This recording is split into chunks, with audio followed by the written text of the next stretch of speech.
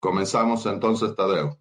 Bueno, buenos días a todos los que han asistido, están asistiendo a esta reunión. Soy Jorge Gil, presidente del GLENIF, o GLAS, como se conoce en inglés.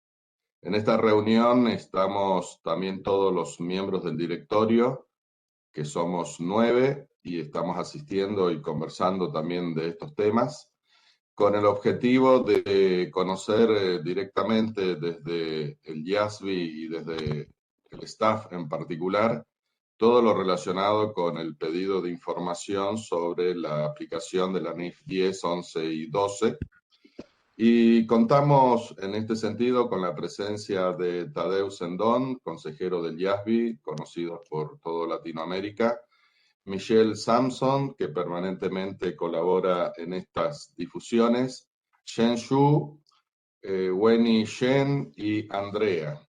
Agradecemos a todos la presencia y el formato que haremos será una presentación por parte de cada uno de los miembros que recién nombré y luego haremos o instalaremos nuestras preguntas, nuestros comentarios, para lo cual está previsto levantar la mano, así nosotros le vamos dando a través de Darío, que conduce técnicamente esta reunión, le vamos dando la oportunidad para o escribirlo, preferentemente en inglés o puede ser en español, y Tadeu luego lo rearma para que todos lo escuchen en inglés, o eventualmente también plantearlo en forma verbal para comentar o para hacer algún tipo de pregunta.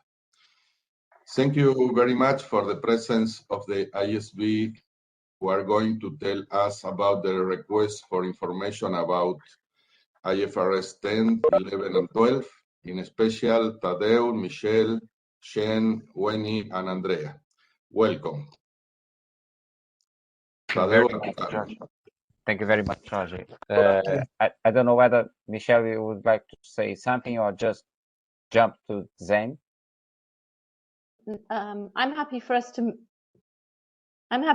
move straight to Zhen, as he's been doing the bulk of the work on the project. But I would like to say thank you for taking the time to participate, and we hope that the meeting will be helpful and useful to you. Thank you.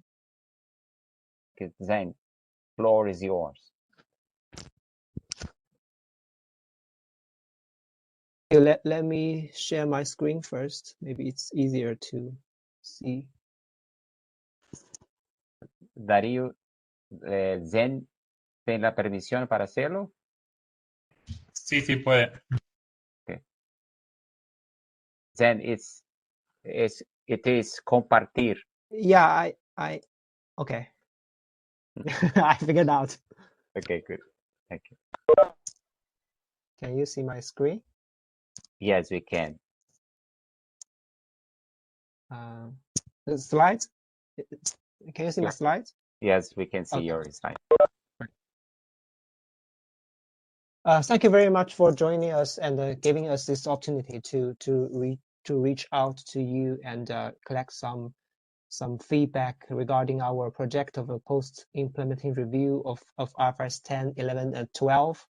Since Tadeu has already kindly provided an education session for you to understand the purpose of this project and the possible outcomes and maybe the timeline of this project, we will jump directly to these matters the board is examining in the request for information. Actually, we have categorized these matters into different groups, and for the interest of time, we will further group some of them together and ask questions together as we go through these matters. So the first three matters all related to the control assessment. The control definition is probably the most important concept in these three standards. As you can see, the definition of joint control is also built on the definition of control in IFRS 10. So basically, the first question is about identifying relevant activities. So in the outreach we've conducted previously, the stakeholders told us that basically sometimes when there are different activities directed by different parties, especially for these entities, it is challenging to identify the activities that most significantly affect the investees' returns. So we are trying to understand here. So in your experience about these identification of relevant activities, so what's the situation that is most fully challenging, and what's the real problem here, and whether the standard can provide a useful or robust framework for the preparers to make such kind of assessment. And the second topic is also related to the rights, to the power, the first element of the control. And this is about assessing whether the rights that gives an investor power, i.e. that is to say to assess whether the rights are protective in nature or participating in nature. And additionally, whether the rights are substantive or not.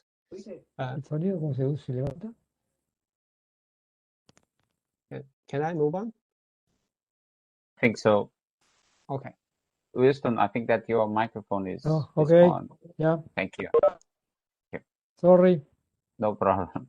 So again, in this second area, we are trying to understand whether the standard can provide a solid framework for you to make assessment around the rights, and whether there is any other factors we need to incorporate in the standard to facilitate the assessment of rights, whether the rights give an investor power, and that's the control in the end. And the last area here, before I ask questions, is about control without a majority of voting rights, or we often call it a de facto control. And here is the example, which is consistent with the example in the standard. When an investor has less than a majority of voting rights and other shareholders are dispersed, and there's no contractual arrangement between these other shareholders. So basically, the investor A in this example has the practical ability to direct the relevant activity of this investee. So the investor A has the power to control the investee.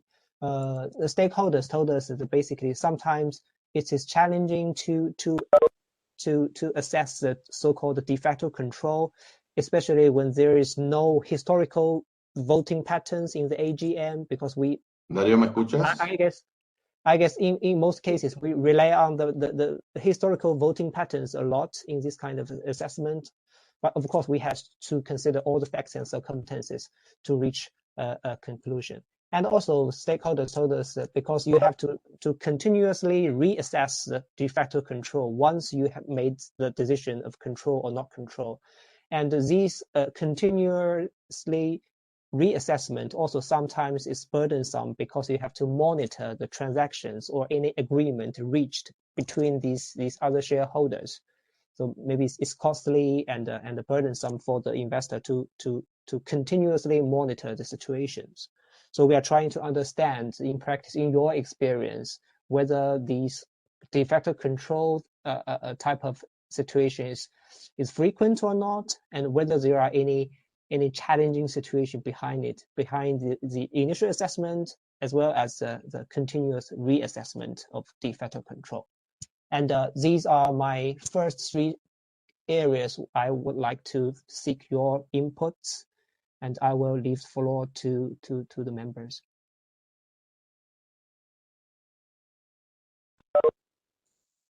Thank you, Zhen. Jorge, Yeah. I think that not sure.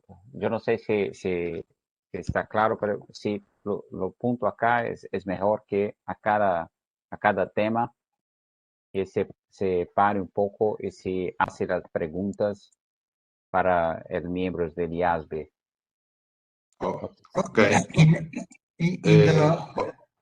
Por favor, podemos levantar entonces la mano que tienen a la derecha de su nombre, así Darío va asignándole la palabra. Me parece que Juan había hecho una primera pregunta. Okay, in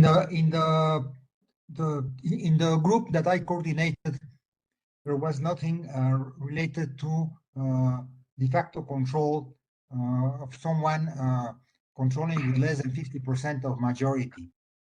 We have only one case of a company that controls with 50.2, 50.3%, and they say that with that they were comfortable and they will not dare to go below 50%. But that's the only case we noticed, very near to 50%, but not below.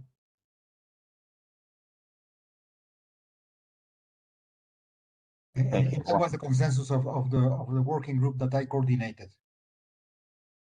I mean, that can we assume that in the end of the day there were not many cases of this question? Okay. No, there were not. There were no specific cases reported regarding that. Okay. Good. Thank you. And for the other, and para los otros temas también, si tiene una pregunta.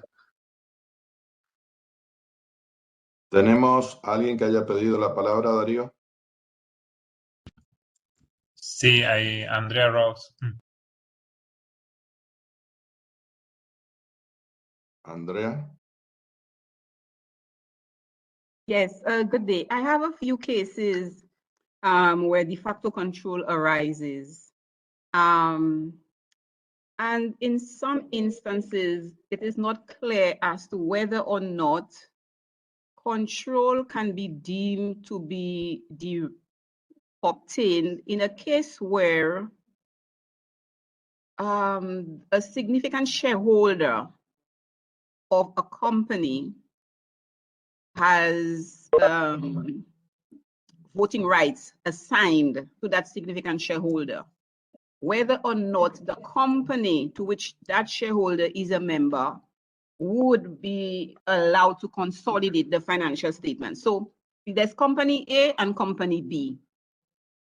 There's a significant shareholder on company B in company A that has voting rights with respect, in other words, the right to vote has been assigned to that particular shareholder. Would it be the case that company A can consolidate company B in a situation where that individual shareholder would end up having over 50% of the voting rights?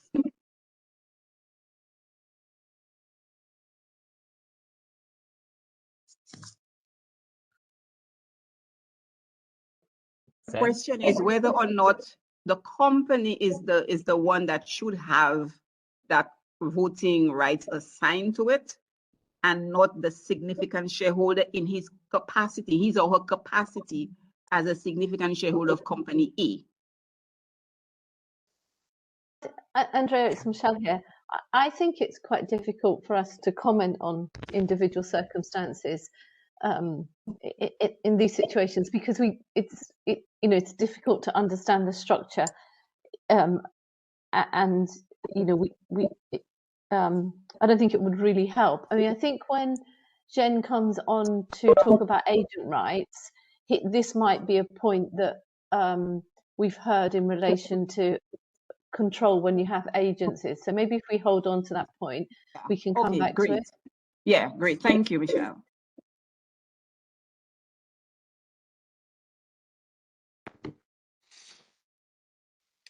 Continuamos, Tadeu. Está Hernán Casinelli. Sí, ahora le damos a Hernán. Está la palabra pedida por Hernán Casinelli. Adelante, Hernán. Gracias, Jorge. Thank you very much.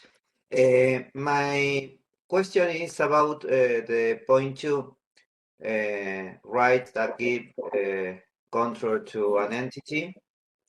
And the point is that in practice, when the right that give an investor power is not a voting right, that can difficult the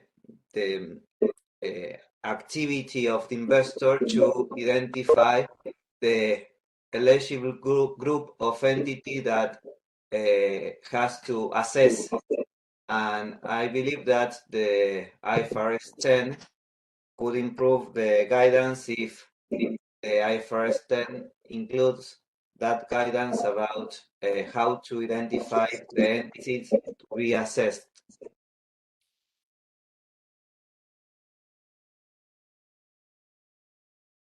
Are you referring to like the definition of structured entities in IFRS 10 when the voting rights is not a dominant factor to consider? Yeah, really in these cases, it's difficult to identify when an structured entity is an entity that the investor has to assess if has the control about this. And step 0 in the process, no? So your point is the key issue here is when to assess.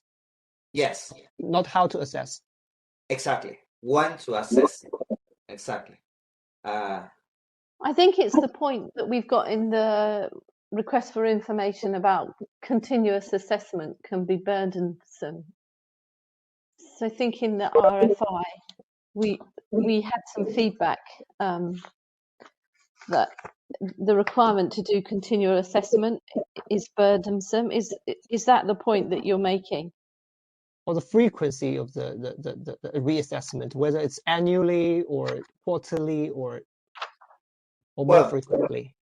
I can give you an example. Some entities that are related with non-for-profit entities sometimes do not include in the scope of the analysis those entities because they think that the nature of non-for-profit of the investee set out of the scope of the analysis of this kind of entities, and really when read the IFRS 10, that is not a conclusion that a preparer can obtain of the IFRS 10.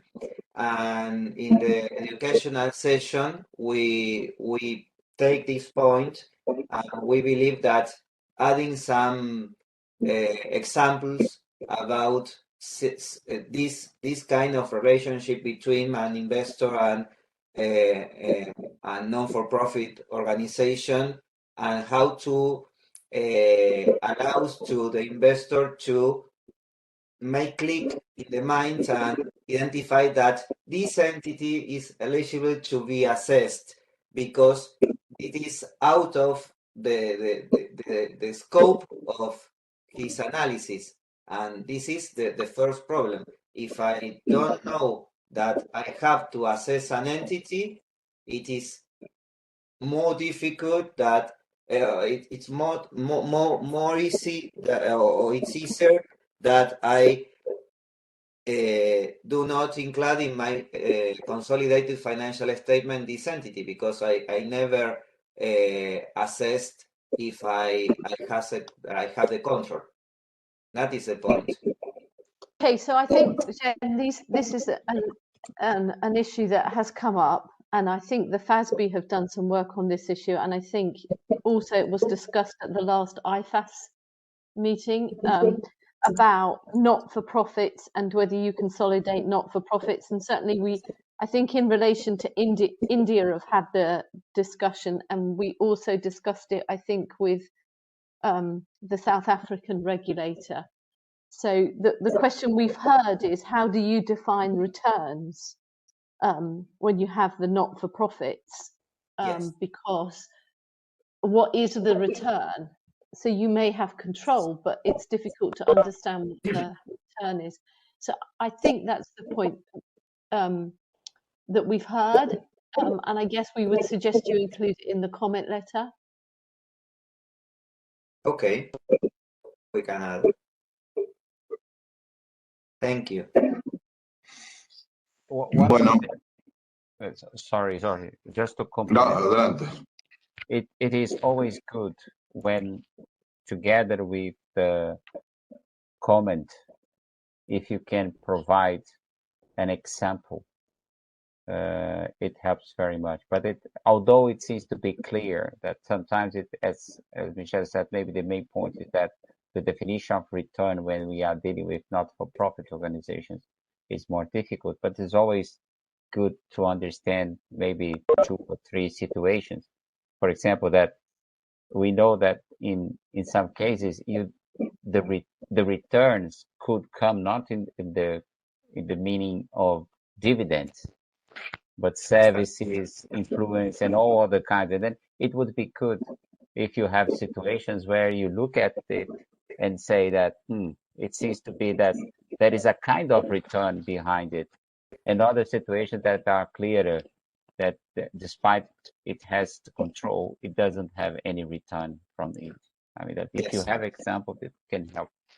And other typical situation is not related to non-for-profit organization, but when an entity has the control over other entity only for a contract of service, because, for example, the entity A contracts to entity B some service, and entity B only provides to entity A this service, and maybe entity A has not writing votes, has not the owner of the equity of the other entity, but in an assessment of control,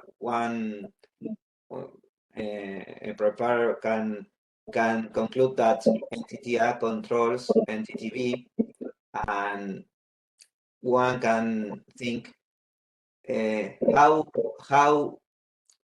can I identify that I has to make this assessment?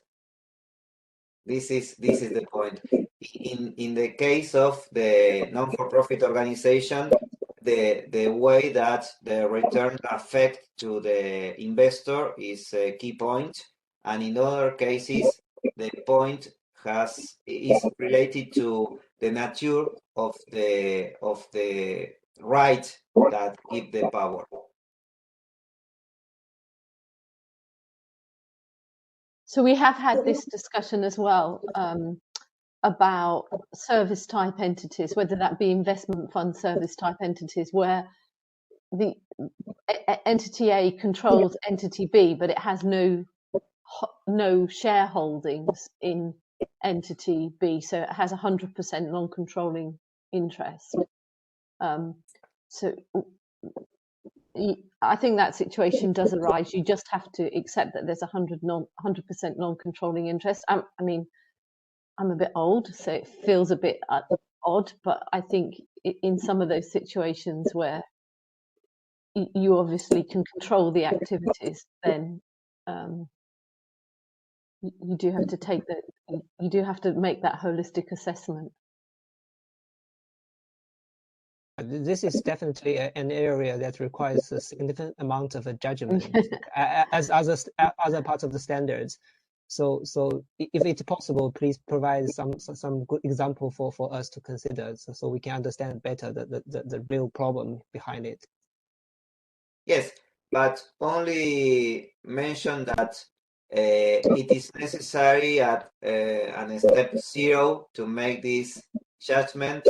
Maybe it could improve the IFRS 10, because IFRS 10 began when with an entity that has to assess if control and investee, but there is no any step in the flow about this problem. Only mention that this problem, I believe. I got your point. So first, to clearly require such kind of assessment to be conducted is a good start point to solve this problem. Yes. Exactly. Thank you. Thank you. Okay, Tadeu, there is a question in the chat from Andrea Sanrose.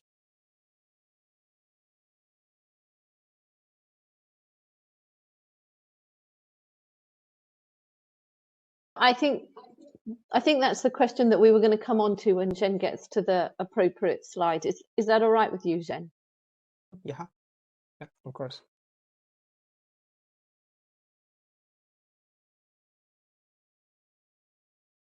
So do you have any other comments regarding the identification of relevant activity, rights, and de facto control?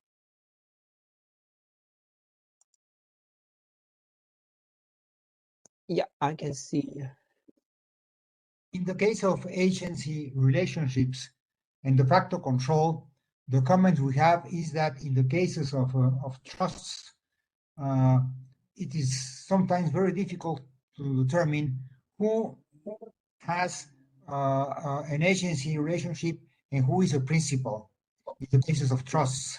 And that is because in many cases the trusts are so complicated that, that if it's difficult to determine if someone has the fiduciary rights or the control rights.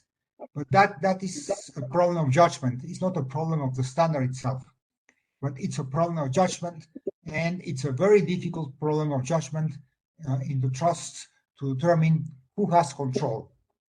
And in some cases, it has been determined that no one has clearly control, or that depending on the circumstances, one has control, and in another circumstances is the other party who has control. But it's a judgment issue, and not something that can be corrected by the standards, because the standard is not wrong in this case. Mm-hmm. Is it about the assessment of the agency principle analysis or relationship when one of the investors actually has the power to direct the revenue activities, but you cannot decide whether it's on behalf of someone else or itself? Yes, in some cases, someone can have the power to direct activities, but is not exerting that power, and another of the parties has a de facto control and is directing the activities, even if the agreement does not indicate that he has a direct control of the trust. So it's an area where it is very difficult, and it's a judgmental area. It's not something that writing something else in the standard could make it clear. It's because it's due to the nature of the trust agreements that they are generally very, very complicated. Yeah, I understand. So basically, what we heard from the stakeholders is stakeholders also realizes some of the area of the standard requires significant judgment, and it's impossible for the standard to deal with all kinds of facts and circumstances. So, but we are also welcome if you could provide any additional factors that the who make the decision need to consider in this kind of situations, if they are really frequently arise in practice. This is also one of the purpose of our request for information. One thing that also helps, if you can also describe the nature of these trusts. I think that where exactly the situation, that the relationship with trust happens most. I mean, it's in the financial institution, industry. What is exactly the role of the trust? It might also help to see whether this is concentrated to an area. Well, the problem is that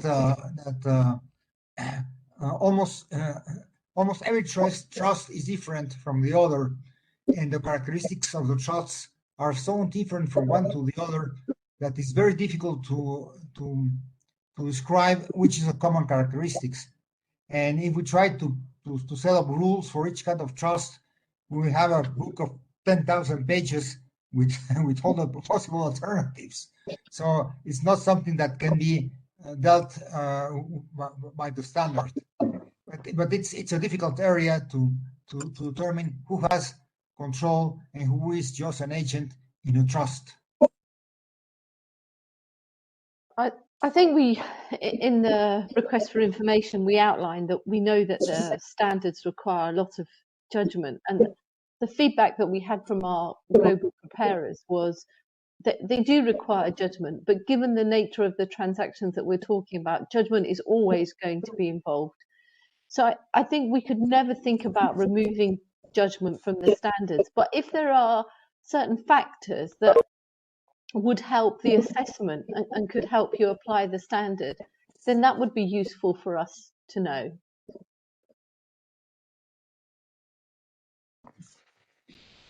Okay, yes, we understand. Yes.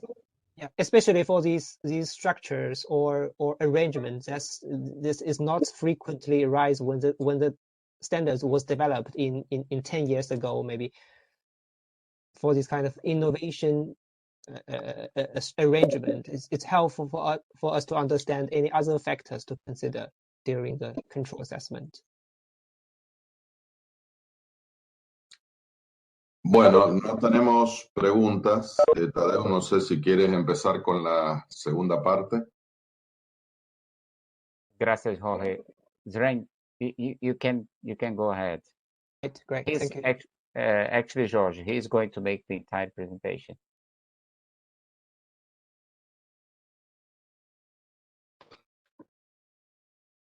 Next two areas about the agent principle analysis. So the first one is assessing whether a decision maker acts as a principal or agent. So basically, the standard provides several criteria for several factors to consider before drawing a conclusion.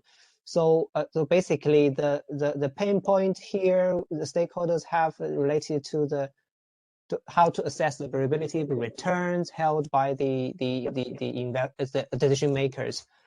Basically, whether you consider the magnitude as well as the variability of returns, and this kind of calculation sometimes can be very challenging, very difficult, very complex because of the complexity of the arrangement or the rumination agreement, etc.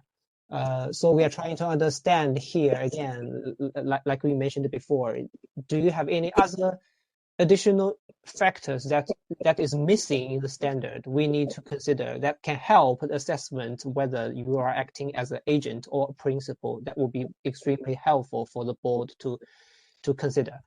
And this is a general matters related to principal agent. And another one is a related one.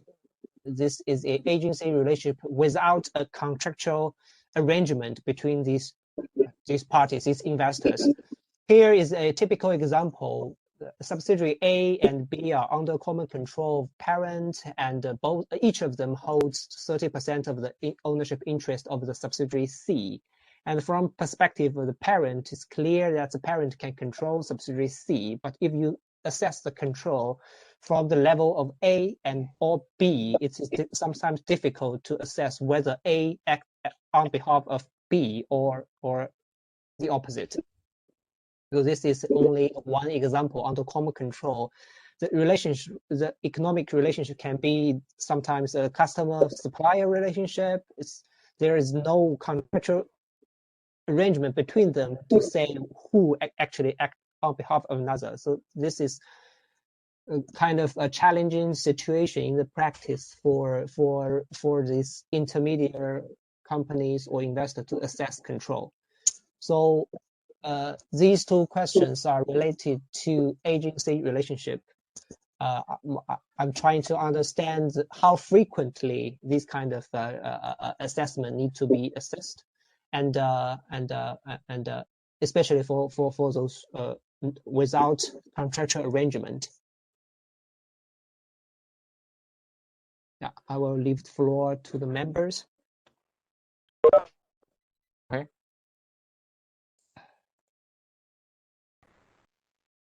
Well, in the working group that I coordinated, nothing came to our attention regarding this problem of de facto relationships.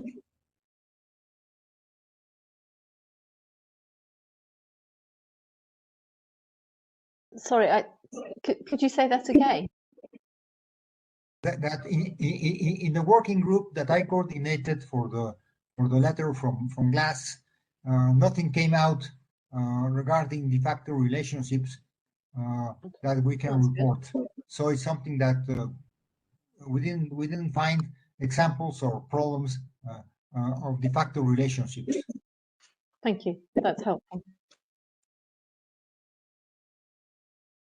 And were there any other comments on agency relationships?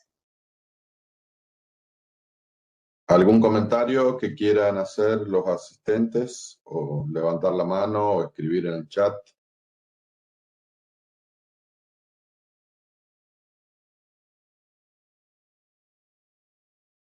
No tengo pedidos de palabra ni tampoco mensajes en el chat. I've seen Andrea's comment in the chat, and obviously we can't answer particular questions in those circumstances, because there might be other facts. But I think this is what we're saying is a shareholder in A is also a shareholder in B. But I think we're looking at the rights of A. So maybe we can just take it offline, Andrea, if that's helpful to you. Michelle, yeah. One thing that might help here as well is that to understand when this type of situation, if happens, what is the accounting treatment? Because sometimes people do not have a question on it because they are just applying, for example, equity method in accordance with IAS 28, simply assuming significant influence but not control, especially in the example that Zheng put on the screen. You just apply equity method for subsidiary A on C and equity method for subsidiary B on C, not assuming there is any control at this level, just at the parent one. That's why maybe people are not raising questions. I honestly think that it might have an issue if we start discussing significant influence. If we have, for example, subsidiary A with 5%, but is within the group, and then this kind of discussion could come up. But it's not IFRS 10 question. It's much more IAS 28. It goes beyond the scope of the request for information. But it's not uncommon for tax reasons or other reasons, a subsidiary having a very small shares participation in one of the subsidiaries of the group, and then it doesn't know whether it should apply equity method or not. But in this type of situation, at least based on my experience, it would simply apply equity method and would go ahead. That's the point, without having the consolidation at this level. It could be kind of situation here, like none of A and B has actually had control over C. Yeah, this is one of the situations.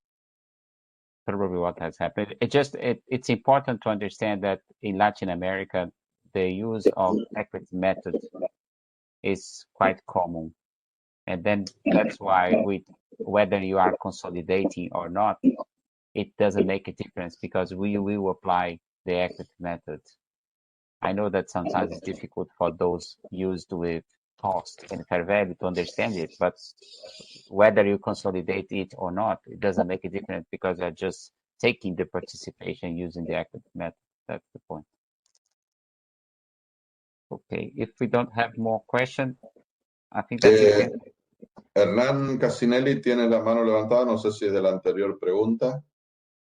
Sorry, yes, but just to say that the appreciation of Tadeu is correct. In my practical experience, neither entity A, neither entity B represents the idea that one of both could be the controlling entity of C, and each one accounts for C under the equity method. Yes. Ok, gracias, Hernán. No tenemos otras manos levantadas ni preguntas. Tadeu, if you need to continue, please. Thank you. Go ahead. Okay, let me move on. next two area related to the consolidation exception for investment entity. This is a subsequent amendment to IFRS 10. And the first question is about the definition of the investment entity, because we heard that stakeholder told us that basically sometimes they think that applying the definition of investment entity is sometimes too restrictive, which stops some of the entity to be classified as an investment entity in their mind, and sometimes too loose, which someone described it as like a free option for a company to be classified as a joint as an investment entity or not. So these definition, some of the aspects of the definition is about for example, the business purpose. For example, in the property industry, sometimes the investor are actively involved in the operation of the investment in the real estate fund sometimes. So maybe they are trying to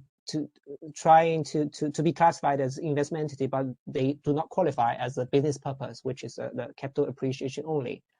And sometimes people asked about the exit strategy, because it is challenging to understand how specific the exit strategy should be to in line with the definition of investment entity, whether a 10-year of exit strategy or 25 years exit strategy is in line with the definition of the investment entity or not.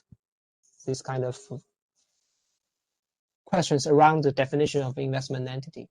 And another area is about a potential loss of information that is caused by the fair value measurement of these intermediate subsidiaries, that is investment entity themselves.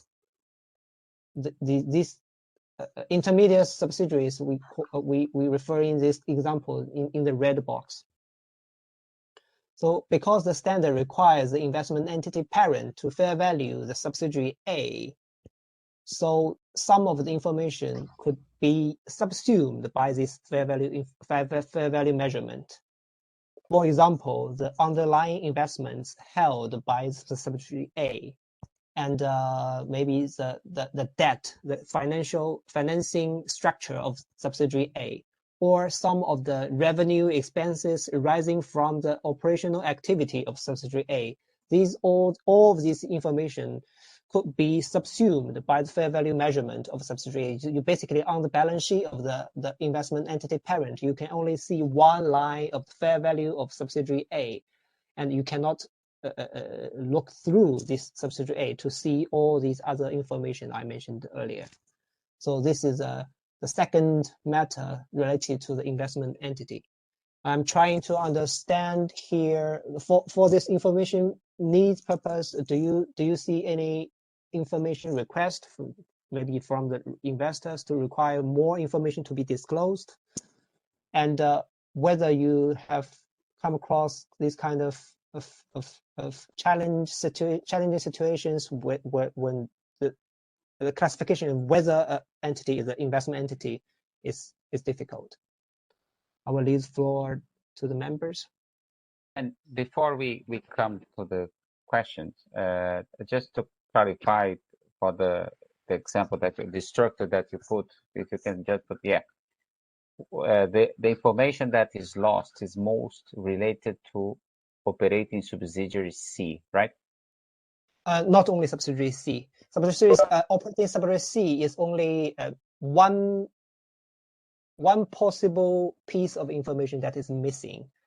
If let's ignore operating subsidiary C. Let's say the investment subsidiary A holds lots of investment, a portfolio of investments, and let's say maybe five different investments. But what they are trying to understand is the fair value measurement. For example, the IFRS 13 related disclosure of these 5 investments. But this information has been subsumed by the fair value for one line fair value of the subsidiary A because of the requirements of IFRS 10. What investors are saying they would like is the fair value of the investments that investment A investment entity A is holding rather than the single fair value of investment entity A. They also would like to understand the financing, the capital structure of they do want subsidiary to. A. This is also one piece of information that they think is missing in the standard. Okay, because when I was presenting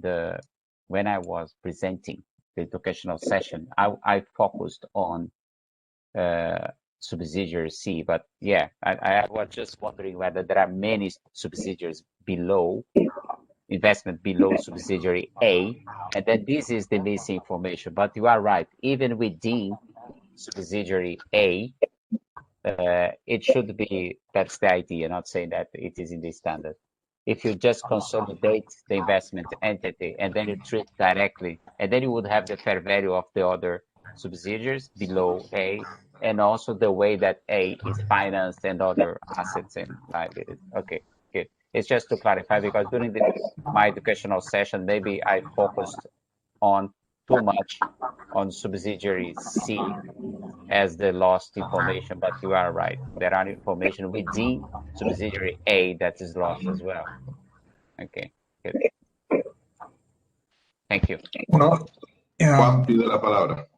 Yes, we had answers from several countries in the group that indicate that investment of a subsidiary that is itself an investment entity should be consolidated, not just shown as an investment itself for the value of that subsidiary. It's something that should be done. In many cases, what is being done in practice, as far as in some countries, regulators say, okay, you have to apply strictly the IFRS, is that the entity managing investment entities set up different entities specialized in certain kind of investment. They say one specialized in high tech, one specialized in healthcare, one specialized in some other kind of industry, etc. So they do not have a subsidiary in any of the investment entities that is itself an investment entity. And what they do is that then they consolidate or combine all of them at the parent level. That's how they circumvent this problem. But yes, several countries indicated that it will be better information if the subsidiary that is an investment entity itself be consolidated with the parent that is an investment entity. That was the request for several countries. So because there will be better information. That was the request for several countries. Thank you. Can I ask a follow-up question? When you say people ask for a consolidation of these intermediate subsidiaries, are they actually asking for additional information to be disclosed? Well, because the information, or they are trying to ask for more conceptual level whether to consolidate some of the investment entity subsidiaries. Well, they say that if the subsidiary is just shown as an investment, that's not good information. What should be shown is that below that investment of the subsidiary, there are a lot of small investments in a special area. So that as a kind of information by segment, if you want to say so, then if you consolidate, then you can have thereafter information by segment or how much of the total portfolio is really in one kind of industry, and not just in one subsidiary that is itself also an investment entity. That's why, to circumvent that problem, in practice, many managers of investment entities, what they do is that they set up an investment entity for specialized in certain kind of investments, and then at the group level, they consolidate and they show by segment how each of the investment entities is performing. That is what happens in practice when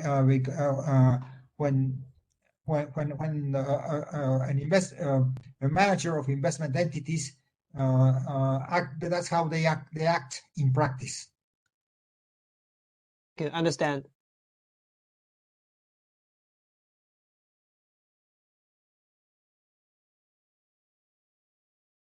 Hernán, creo que habías hecho pedido de palabra, puede ser en el chat. Sí, Jorge, gracias. Thank you. In my view, the fair value of entity subsidiary A should reflect appropriate information about all the structure below it, but maybe a way to improve information in the investment entity at the first level, at the parent entity, could be if the fair value is based in a level 2 or 3, include disclosure explaining how the information of the quality of the investment below the entity A is reflecting the fair value of subsidiary A.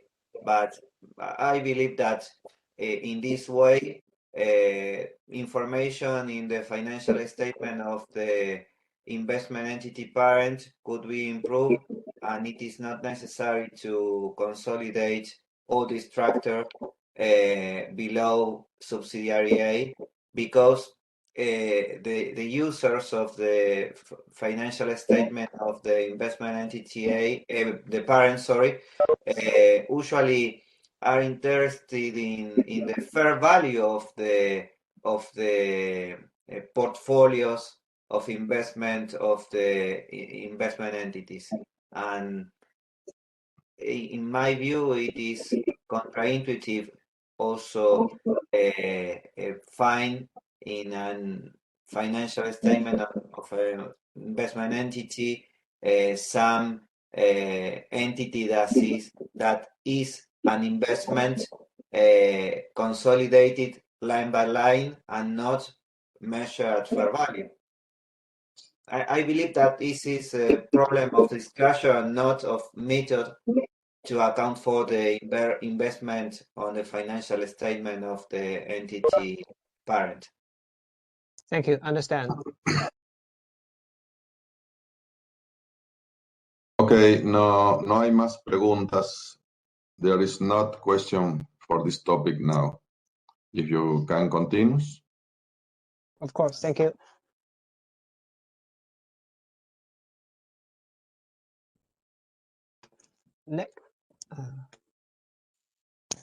Next area, we are here for IFRS 11, and one of the key issues here is about classifying drawing arrangements.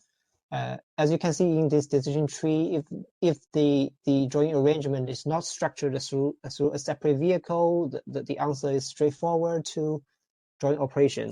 But if the arrangement is actually structured through a separate vehicle, you have to go through the different layers to decide whether it's a joint operation or joint venture. And the most challenging situation here mentioned by our stakeholders is about how to apply these other facts and circumstances criteria, which is I guess the third layer of this in the gray box in our example. There are actually several agenda decisions issued by the interpretation committee, I guess in 2015, about applying the other facts and circumstances. So we are trying to understand under this area. So is there any actually challenging situations you are facing or you have experienced about the classification of joint arrangement? Whether it's difficult for you to classify a joint arrangement to a joint operation or the opposite. Yeah, I will leave the floor to the members. Yeah. Well, The answer I got from the working group is that this is an area that in most of the cases, when there are problems, a lot of judgment needs to be applied. In many cases, it is easy to determine when it is a joint operation and when it is a joint venture. But in certain cases, it may be some more difficult, and then in those cases, judgment and significant judgment has to be applied. But besides that, most of them believe that what is in the standard helps to determine when there is a joint agreement, a joint operation, when there is a joint venture, because it's very well defined. There is no problem regarding that. That was the general consensus of the group.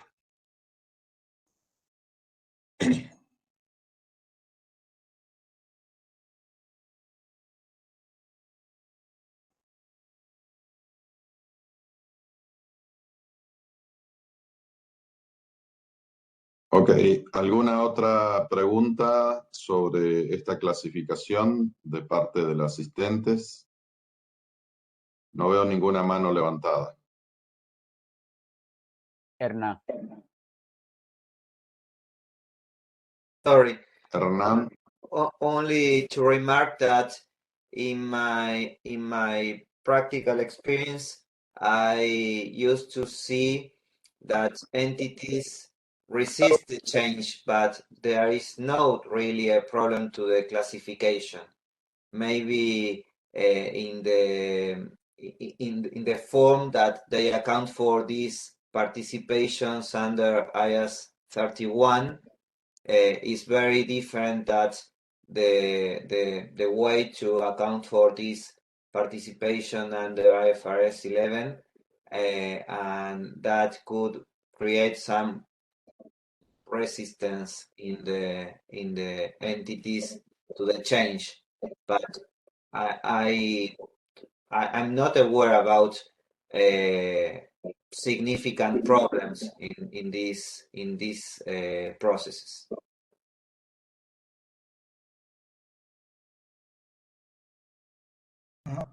I missed to comment that one of the countries indicated that the proportional consolidation that was eliminated several years ago gave very good information when there were joint ventures, and that's something that should be considered to continue with that, or at least to ask that disclosures be given on the portion of assets and liabilities that will be consolidated if proportional consolidation could be allowed. But that was the opinion of one country. We have that in our letter, that they say that the proportional consolidation gave very good information.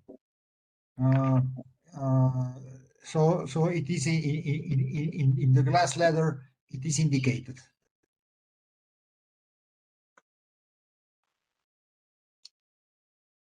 Okay, Juan.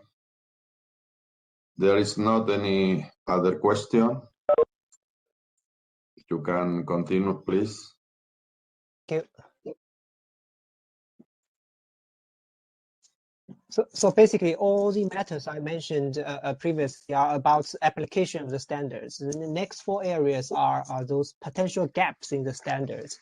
So I will go through them one by one. The first is the gaps in the requirements on changes in relationship or changes in ownership interest in the investees, like the whole spectrum from the financial instrument to wholly owned subsidiary. All these kind of changes between these different status. So some of them are, the standards are quite clear about the accounting requirements, but some of them there's no clear guidance in the standards. We're trying to understand how frequently are these transactions are in the practice, and whether the board needs to actually make any movement on these silent potential gaps in the standards. And another question is about the remeasurement of the retained interest when you lose control and the retained associate or joint ventures, for example. Whether you think the remeasurement actually provide or present a faithful information to the users of financial statements. This is gaps related to the changes in relationship. Maybe let's go one by one. See if you have any experience on this, the frequency of this type of transactions. Yeah. Juan, sí. Adelante, Juan. In the group, we had comments from several countries that when an entity goes from majority to a non-controlling situation because it sells part of its interest to other entities to make a joint venture, and this happens especially in big energy projects that require a lot of investment. Then the one who starts the energy project is investing in the energy project, but needs additional partners to invest in that project. So he invites other partners, and of course his interest goes from 100% to maybe 30 or 40% or something like that. Then, in accordance with the standard, it should value the remaining investment at fair value. Some of them say, well, why fair value? It is not my intention to sell the remaining investment. So there is no reason to value that at fair value. It should be valued at equity method because it is now really a joint venture. So the equity method should apply in this case. But the standard says, okay, it's very clear saying you go to fair value. They believe that the standard should say that the reason for retaining the remaining investment should be identified, and then based on the reasons for retaining the remaining investment, it should be decided if it's accounted for at equity method or fair value if the final objective or the one who started the business is to sell the remaining investment, but not directly to fair value. So several countries are asking for a modification of the standard in this particular case. That's what I heard from several countries, including Mexico, of course, because in Mexico the principle is that you have to determine which is going to be the future of investment, to determine how it has to be accounted for, okay, under the Mexican financial reporting standards. So that is the situation with this issue. Several countries indicated they have the same objection, and when we discussed this at the group level, all of them agreed that the final objective of the investment should be considered to determine how it should be valued.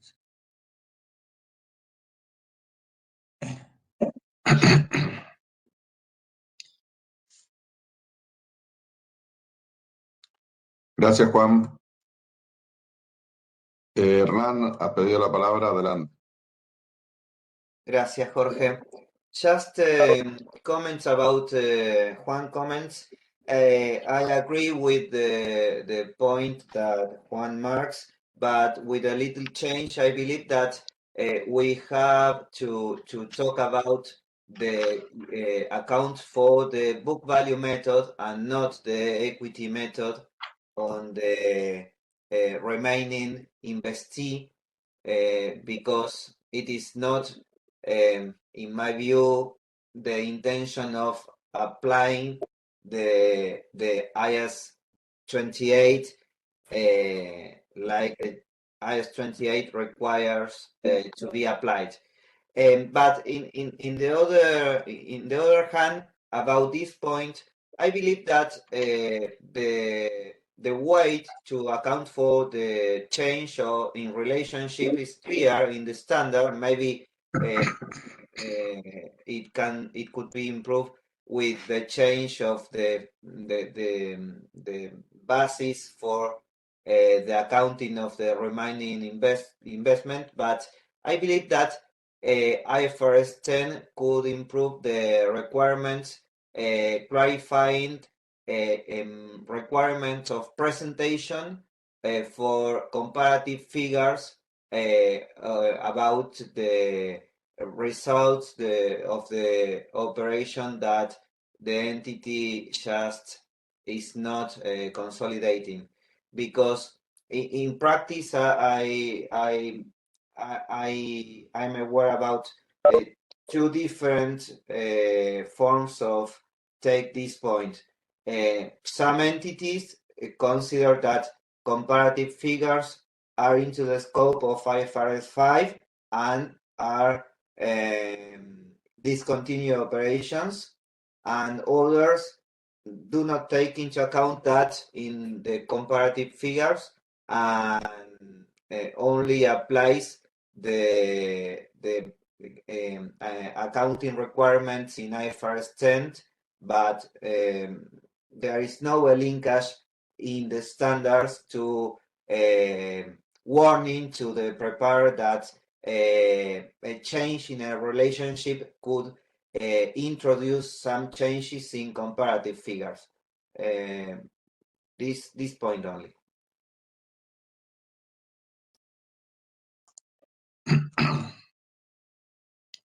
I must admit we haven't heard the point about IFRS 5 before. We have heard concerns about having to remeasure to fair value from other outreach events.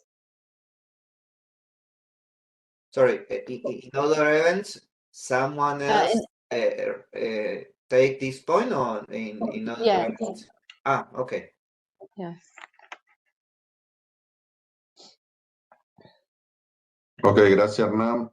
No tenemos otras preguntas. We have not any question. If you can continue, please. Thank you. The next potential gap is about the partial acquisition of a subsidiary that does not constitute a business. And because you are, in this example, you acquire a single asset entity with a 75% ownership interest. And the key question here is how can we account for this transaction, whether to recognize a non-controlling interest of 25% or not, or you could only recognize 70% of the value of this property, for example. This kind of situation is clearly not mentioned in current standard. We're trying to understand how frequently this kind of transaction arise in the practice, and do you know about the current accounting treatment about this, whether there's any prevalent accounting preference for these kind of transactions?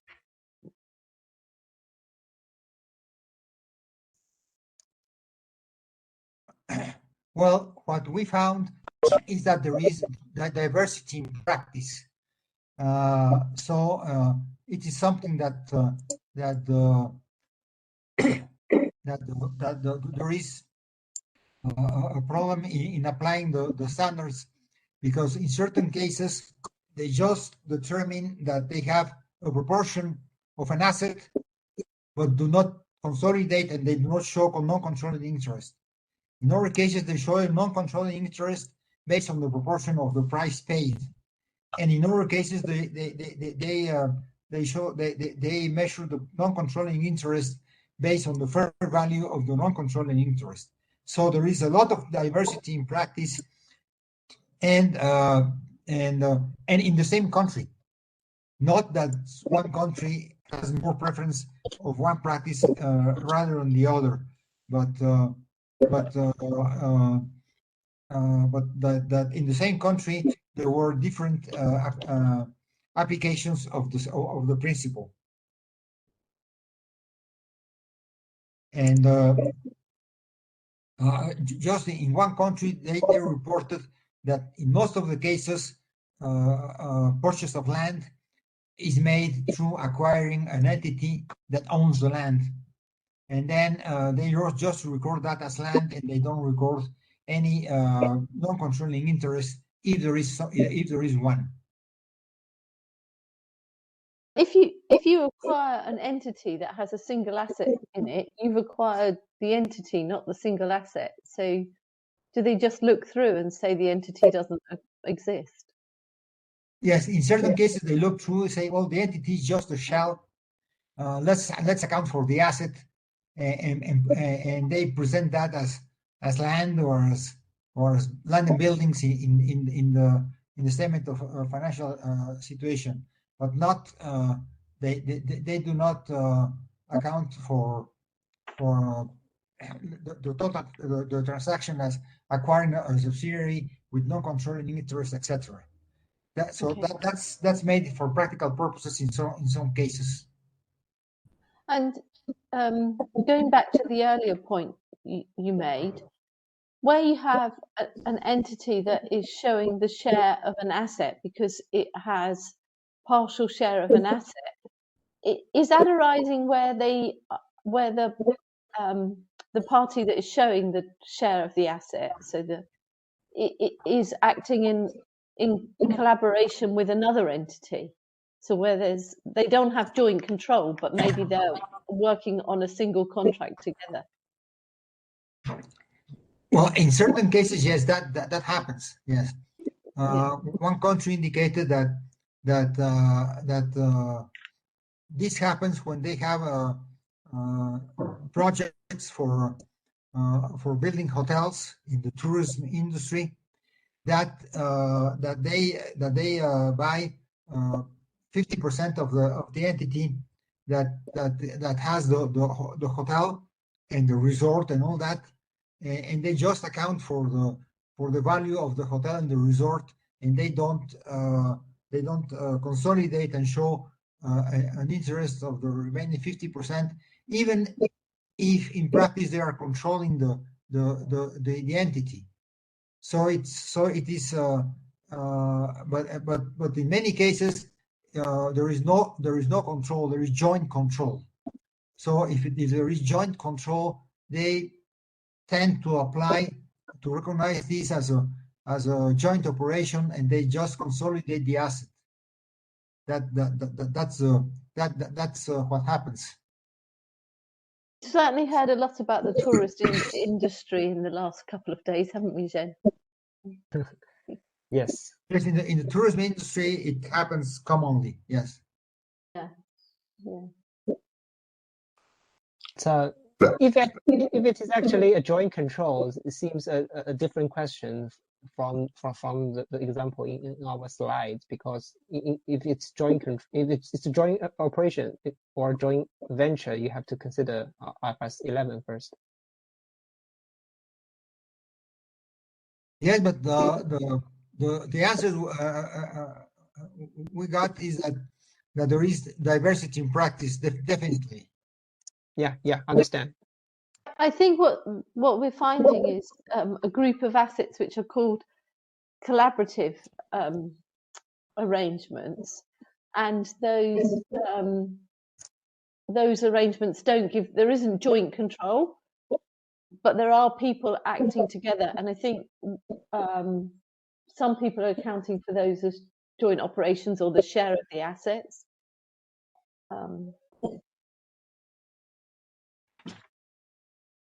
Sí. Yes. Hernán había pedido la palabra y después hay una pregunta en el chat de Andrea. Si puedes después leerlo, Tadeu, al chat. Gracias. Hernán, Yes. adelante. Thank you. Yes, I saw Andreas' point. I have some points about this topic. The first is that the practice B does not seem to be correct in the context of IFRS 3, because if the entity acquires not a business, I don't see why the investor is able to use the IFRS 3. But related to practice A, that I believe that is based on the paragraph 2.b in the IFRS 3 that said that this type of transactions has to be accounted for, allocating the consideration based on their relative fair values. I believe that this method is not a practical method in all cases. For example, when the entity that the subsidiary has a single asset, because in my view, when an entity acquire, like in the example, the 75% over an entity that has only an asset, in practice is acquiring the asset, but in a transaction different that a traditional purchase. That is other way to acquire the same. And I believe that in these cases, the entity should account for the property in the example, using the requirements in IAS 16 or in IAS 40, depending if it is a property, investment property or PPE. But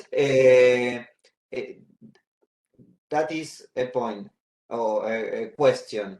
If all these kind of transactions has to be accounted for in the same form, or the method to account for this kind of transaction should depend if the entity has a single entity or more than one entity, or a combination of assets and liabilities. Sorry, the entity has only one single asset, or a combination, or assets and liabilities. And the other point in this topic is if the controlling entity has to recognize any non-controlling interests over the subsidiary. In this point, I note diversity in practice, because some could say, well, if the controlling entity issued a consolidated financial statement, all the participations that are not part of the controlling interest should be accounted for in the financial statement, should be recognized, and the only way to recognize the non-controlling interest is applying the percentage of the non-controlling interest on the book value of the entity that is not a business. That is the only way. Another could say not. If the economic reality is that the entity is acquiring an asset and not an entity, there is not necessary to reflect any non-controlling interest. I believe that this is the more difficult point to solve in this topic, but the way to account for the assets, in my view, should depend if the entity has a single asset or a combination of assets and liabilities.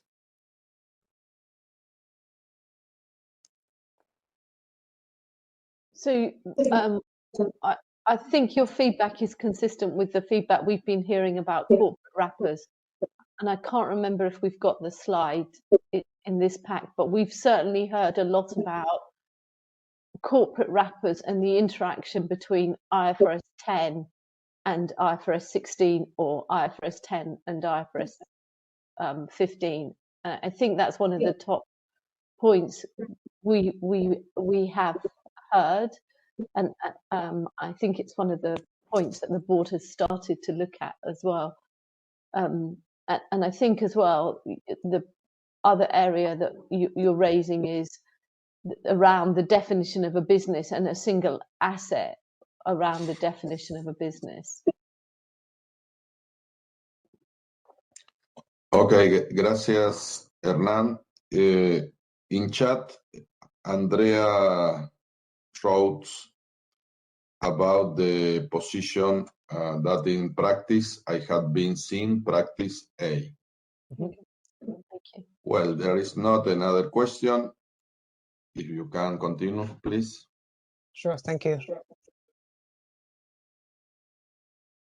The next area Michelle touched Zhen, previously.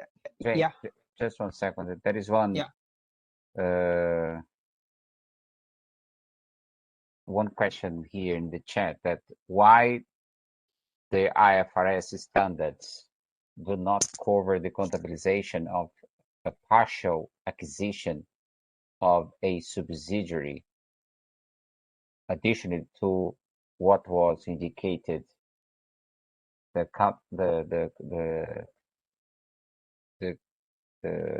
consideration paid and the application of IFRS 3. Why it does not cover that one? I'm not sure I understand this question correctly. Yeah, let me see again here if I have translated it wrongly, but it's why the IFRS standard do not cover contabilization of the partial acquisition of a subsidiary, additionally to that one. I mean that I'm not buying.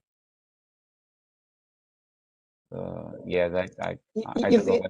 If the question is about why the IFRS 3 doesn't cover this kind of transaction, it's because the basically recognition of NCI is ruled by IFRS 3 through a acquisition of a business, but here it's definitely not a business and it's a single assets entity. That's why we have this kind of potential gap in the standard.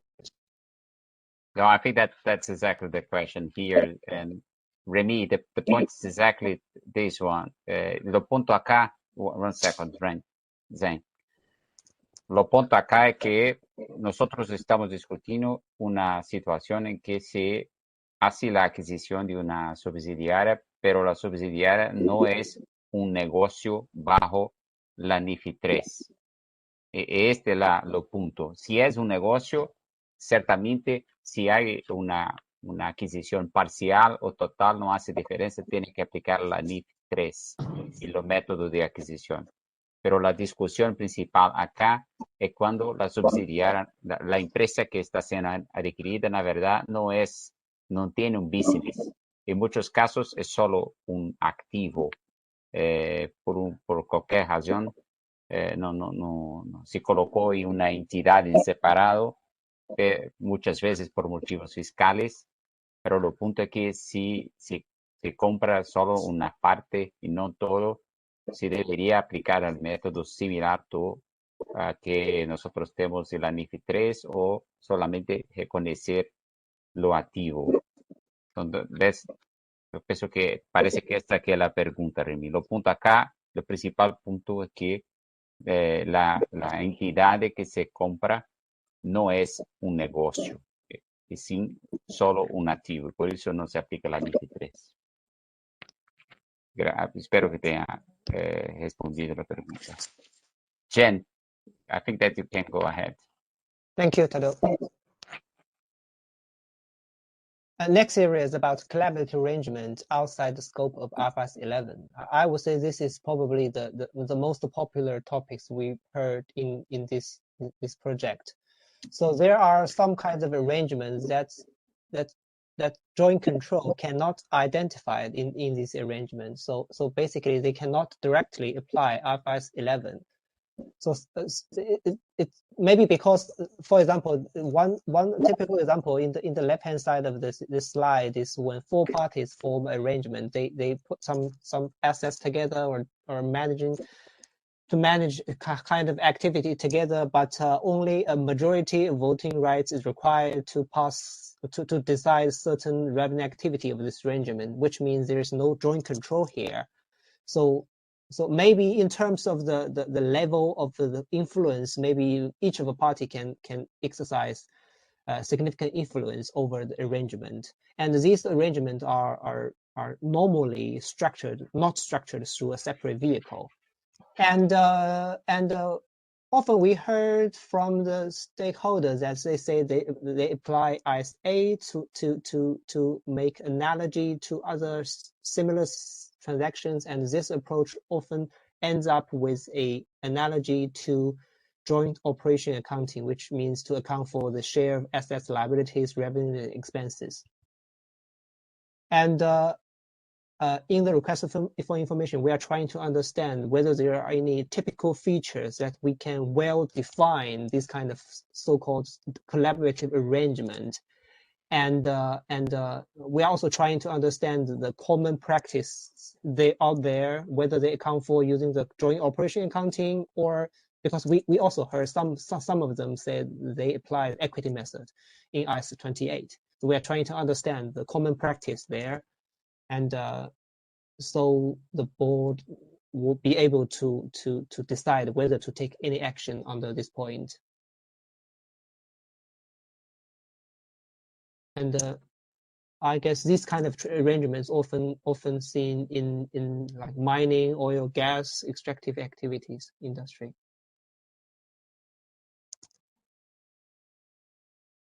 Please go. Ha pedido la palabra Hernán. No veo a Juan si pidió la palabra también. Adelante, Hernán. Well, thank you.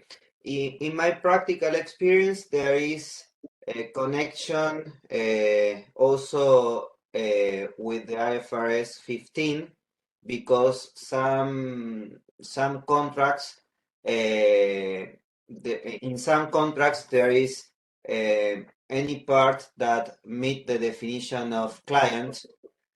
For example, in some entities, there is the entity A that provide a service, and the entity B consume the service, but the payment is based on the use of the level of use of the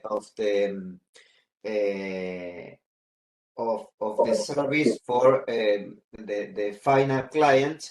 And in these cases, one party is that manage the operation, the other is in appearance only a client, but is not a client, and the client is hidden, is not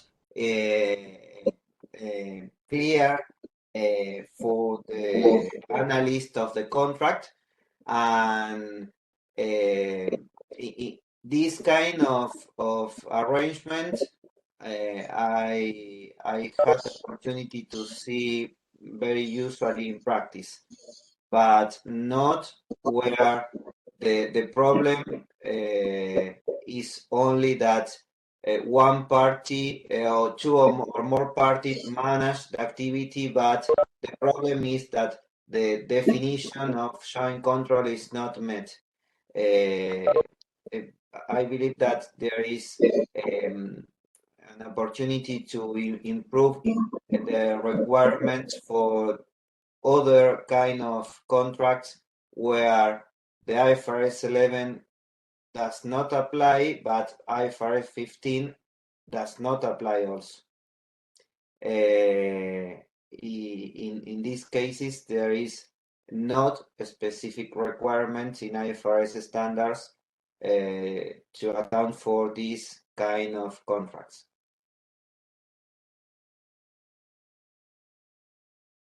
Can I understand, because maybe it's a problem for the PIR of IFRS 15, but in the situation, in the contract you described, so what's the key problem they cannot apply the revenue standard, because it seems there is a customer-supplier relationship there.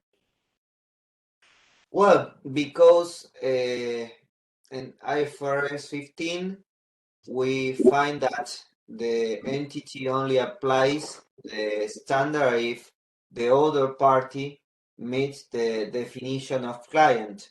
And when the other party participate in revenue of the underlying assets in the contract, really it is not possible to say that the other party is a simple client, because the other party is related to the return of the underlying assets.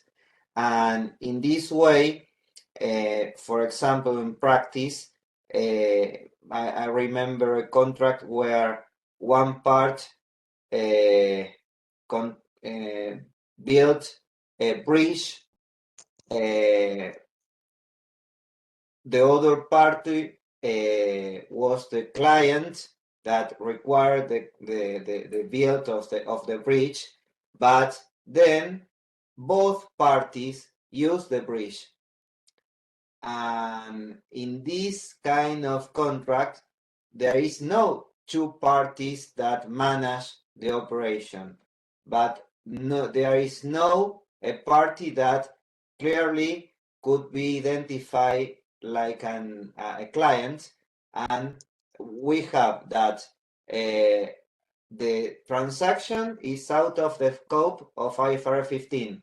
But if I want to go to the scope of IFRS 11, the transaction is also out of the scope of IFRS 11, and I have no other IFRS standard that cover this transaction, and only I found in the basis for conclusion, the IFRS 15, that these cases could appear in practice, but the entity should refer to the hierarchy of IAS to resolve this problem. But in practice, a very common question is, but this arrangement is not a joint arrangement, and the problem is not that the definition of joint control is failing. The problem is that some people believe that when a contract is not a contract with a client, by default this contract is into the scope of IFRS 11, because if there are not client and entity, there are two partners. Mm-hmm. This is the view. Mm-hmm. I see. I can only say that in this area, it's extremely important if you could provide some description of the example to us, for us to better understand the different aspects of this problem. Okay. I will provide to the group the example for add in the comment of class. Thank you. Thank you too. Okay, Juan, do you have any comments from the working group? No comment from the working group on collaborative agreements, or nothing important. No. Okay. That in general, if there is a collaborative agreement, in many cases it is a joint venture and is accounted as a joint venture, or in some other cases as a joint operation. But it doesn't pose a problem. Not as the one that Hernan Casinelli indicated. Okay. We have not any question. You can continue, please. Thank you. We continue. The next area related to accounting requirements for joint operations. In some specific situations, for example, when joint operators are committed to buying a share of products that differ from its ownership in the joint operation. So how to account for the difference between the outputs brought by the partners and its ownership interest. And another one is related to the liability recognized when one of the parties actually signed a contract, so for example, a lease contract, lease agreement on behalf of the joint operation, because there's no legal personality of the joint operation here. So basically, one lead operator will sign agreement on behalf of the joint operation. And because of the agenda decision issued by the interpretive committee, the joint lead operator is required to recognize 100% of the liability, because it has the primary obligation of that liability. So some stakeholders say that it's not a faithful representation of the substance of these transactions, because they believe they only need to recognize a share of that liability because they are sharing that liability with another party, let's say 50% of the liability. So I'm keen to understand from your perspective of these two subtopics under the accounting for joint operations. Okay. Adelante, Juan. Well, nothing special came out in our group regarding these joint operations. If there is more of the production consumed by one party or the other, because each one accounts for its assets and liabilities under a contract. Yes, there could be a peculiar issue when one has all the lease contracts that it reflects a significant asset and significant liability, but that's a peculiar issue because the contract has not legal personality to have by itself the lease agreements, but in general, there was no problem in identifying the assets and liabilities that each one has in the joint agreement. In some cases, there might be some difficulties, but that was only a judgment issue, but not something that could create problems with the application of the standard by itself. The standard is clear in this case.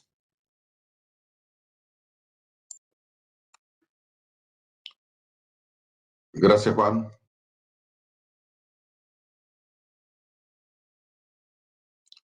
Any other comments?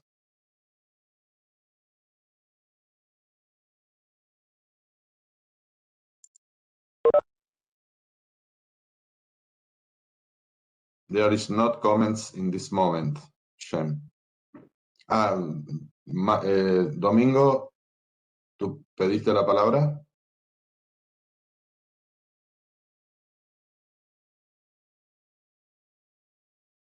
No.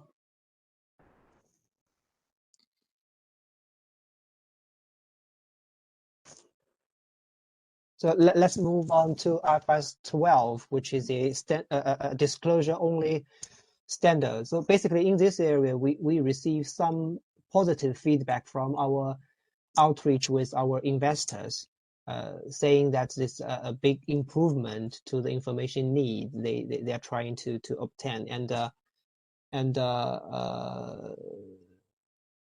here, so we in the request for information, we only ask a few general questions in this regard. So, is there any information that they are missing in this area regarding the interest in other entities, including subsidiaries, joint arrangements, associates, or unconsolidated structured entities? And or is there any other information that is required by the standard? Is costly to prepare? Or you think it's unnecessary to provide? These kind of general questions. And besides of the general questions, we have two findings during our review of the financial statements. One is maybe let's directly go into this example. We found some of them companies in their segment report, they include a share of the revenue in the example, share of the revenue of the joint ventures and associates in the segment report. So basically they add, starting from the consolidated revenue and adding on the share of the revenue of joint venture and associates, and ended up with a combined revenue, which is of course greater than the consolidated revenue presented on the statement of financial performance. We are trying to understand from your perspective, is there what's your views on these kind of, we can call it voluntary or additional information provided, because we also understand IFRS 8 is based on the view of the CODM, so we cannot stop this kind of disclosure. We are trying to understand whether you actually think these kind of information provide additional information to the investors or other users of financial statements. And another area is about, we found some companies have carried out a significant portion of business through a number of individually immaterial joint ventures and associates. And because IFRS 12 only requires a very limited number of information to be disclosed for individually immaterial joint venture and associates. So we are trying to understand the sufficiency of the information in this particular fact pattern. So the first question is, have you come across this kind of situation where a company conduct a significant portion of business through a lot of joint venture and associates? And if yes, so what's your view on the sufficiency of the information provided? Yeah, so basically under this area, first, the general question of information needs, then one finding on the segment information related to the share of certain amount, and then the situation where a company conducts a significant portion of business through a lot of joint venture and associates, and the sufficiency of the information. Basically, 3 areas. I will leave the floor to the board.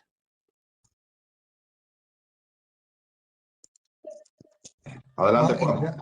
in the group, we did not find any.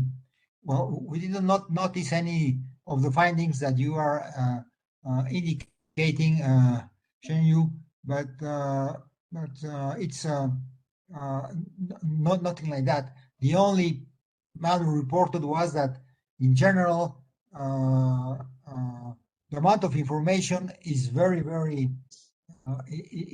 broad, very wide in the case of trusts, because in the case of trusts, as each one is a very different, they say a very different animal, there is a need of significant disclosures in the trusts.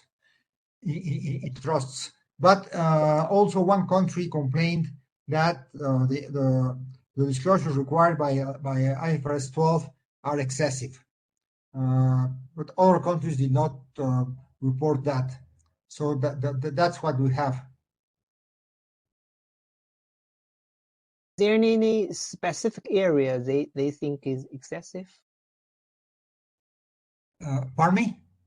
Is there any specific area of disclosure they think is excessive? For example, no, they just say in general it's excessive, but okay. They did not precise in which areas. No. Okay, I understand. Gracias, Juan. Sí, adelante, Hernán. Thank you. Only a comment about an expression used in IFRS 12. IFRS 12 refers to unconsolidated structural entities, and in my experience, this expression, this term, could create confusion between some parts. I prefer, that's my preference, not the exact term, but I prefer the term uncontrolled structural entity, because unconsolidated structural entity could create the idea that the entity chose not to consolidate the structural entity, and not that the controlling entity has not to consolidate that structural entity.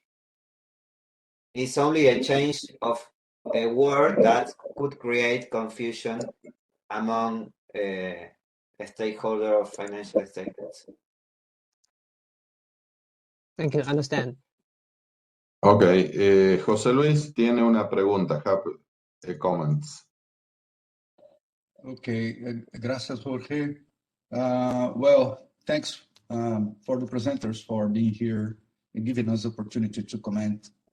And in particular to this point, only to reinforce what Juan said, I think in my country, in Brazil, in certain instances, you have excess of information being disclosed on associates or joint ventures, because it's somewhat difficult to determine the materiality or what is relevant. And I know this is a matter that we've been discussing a lot in IFRS, and we have also a kind of a regulatory influence on what you should disclose. So companies, for not being in doubt of disclosing or not, they prefer to disclose. So, but conceptually speaking, I think that perhaps we should have some more guidance on how a company could determine if that subsidiaries or that associate is material or not. And but the fact that we have is that we have a kind of excess information, and in discussion with the stakeholders in certain forums, they said that not all information is relevant to them. So we should. It's not, for example, if we go deeper, if they disclose, for example, details of the asset side or liability side, line by line, or your P&L. So I wonder if it would be better informed, or if some guidance could be provided in the future under FRS in order to make it more practical. That's my point. Thank you very much. Thank you. Ok, gracias, José Luis. No tenemos otras preguntas. We have not another questions. Zhen, if you can continue. In that case, that's pretty much I'm trying to ask here. So basically, do you have any other comments on other areas of these three standards, or even some of the areas that is we didn't cover in RFI? Do you have any other questions? Muy bien. Tadeu, si quieres hacer alguna conclusión, no hay preguntas en el... I have one. I just want to indicate that several countries indicated, and this is something that has been indicated before, that not-for-profit entities that are sponsored and managed by an entity should be consolidated, because even if they don't have a variable return on that, there is no return in monetary terms. These are very important, especially now that many people is looking at how an entity is working regarding sustainability, like environment or social issues. So a consolidation will give good information, and it's something that is now, let's say, fashionable to report on sustainability. That's why not for profit that we have found diversity in practice, that in some cases some entities consolidate their not for profit kind of subsidiary, okay, and others don't. That's something that should be addressed, and maybe this will come in relation with the project of the IFRS Foundation of creating sustainability standards board. But it's something that its importance is growing in the last months. Yeah, thank you. Fully understand. This is not the first time we heard about this. So they are in our mind. Muchas gracias, Juan. Tadeu, hay un comentario de Andrea in the chat. Actually, it's just commenting on another comment that was indicated that in some cases the determination whether an entity is a venture capital organization for the purpose of applying the exemption of not accounting using the equity method, but at fair value is not clear. I think that is the same for IFRS 10 and IAS 28. I mean, the criteria would be the same to the term. I don't think IAS 28 is quite as sophisticated as IFRS 10, but we have got a separate project on IAS 28, and it is one of the issues that we've heard. I'm not sure it's one of the issues that will get addressed, but we have heard the definition of a venture capital organisation in IAS 28 could do with updating. In line with what we have in IFRS 10. Well, yeah, maybe. Okay. ¿Algún otro comentario de los asistentes antes que cerremos?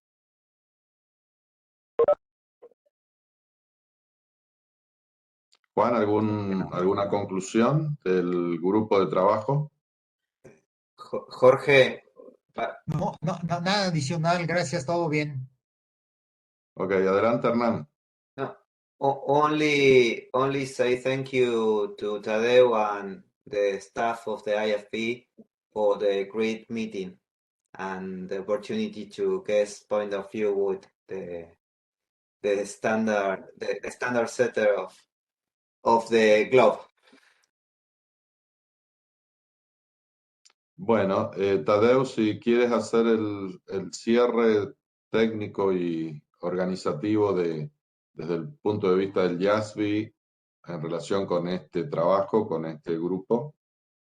Pues solo agradecer nuevamente la oportunidad de compartir la visión del board y también obtener los comentarios directos del grupo.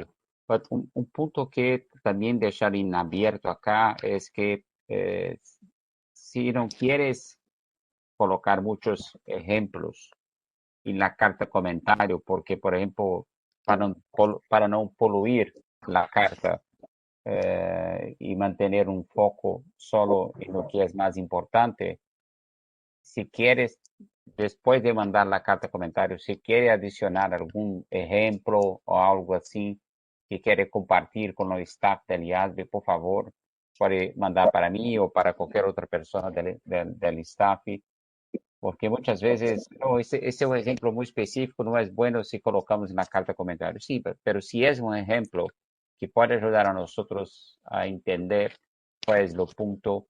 Si no quieres colocar en la carta comentario, pero si quieres compartir directamente conmigo, yo puedo compartir con el equipo del proyecto. Esa es la principal. Pues, nuevamente, muchas gracias por la oportunidad de poder hablar sobre el documento. Gracias por haberte, perdón, soy Alcira Calvo, gracias por tus explicaciones. Gracias por usted. Bueno, muchas gracias, Tadeu. Thank you very much for this excellent meeting. And thanks, Tadeu, Michelle, and Zhen for your presentation. A todos, muchas gracias por la participación. Saben que esto está en la página, en el canal de YouTube del Glass. Pueden consultarlo allí. Y nos veremos en el próximo meeting de los que tenemos agendados en el calendario. Muchísimas gracias a todos. Igualmente. Gracias a ti. Gracias. Muchas gracias. Thank you for all. Bye, chao. Bye bye. Chao. Bye.